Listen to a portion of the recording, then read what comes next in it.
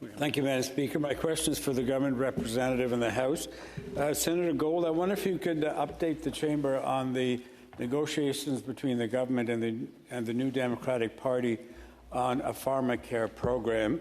The matter is in the news again in terms of politics. I'm less concerned about the politics and more interested on whether this thing is going to happen.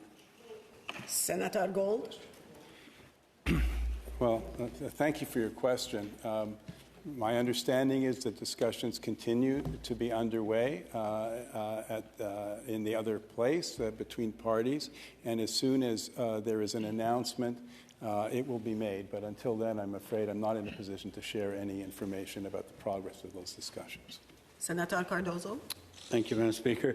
So I would suggest that while I understand negotiations take place in some level of secrecy, that once there is an agreement, it's really important, I think, to involve Canadians in the discussion, certainly the stakeholders, the medical community, nurses, doctors, personal support workers, and others, because as with any public policy, if you go ahead with it without consulting and involving the population, sometimes it doesn't work out so well. So I would encourage you to encourage the government to engage Canadians on this topic as soon as possible. Senator Gold. Well, thank you. But in that regard, I mean, this chamber should be aware, as I think I've mentioned before, that the government is ongoing work with provincial territorial partners through various initiatives like bulk purchasing, through the Pan-Canadian Pharmaceutical Alliance that has already saved $3.4 billion on prescription drugs. The government is advancing the national strategy for drugs for rare diseases,